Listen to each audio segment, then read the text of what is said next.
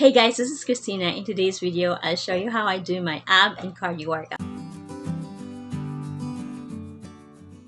For my cardio workout, I'll use my elliptical machine, and for my ab workout, I'll do the basic crunch, the bicycle crunch, leg raise, alternate leg raise, and so on. So, let's begin. The benefits of elliptical machine. Depending on your weight, study says that this cardio machine can burn about 270 to 400 calories in 30 minutes. With its handlebars, the elliptical machine can provide both upper and lower body exercise. This cardio exercise helps you lose body fat and tone up your muscles. To increase your calorie burn, you may increase the speed of your elliptical workout. To use the elliptical, you have to stand up straight in the machine and don't lean back or forward. Be able to manage without relying on the support handles and avoid holding the handles too tightly. Always start your workout with a gradual warm-up at a low intensity for the first few minutes.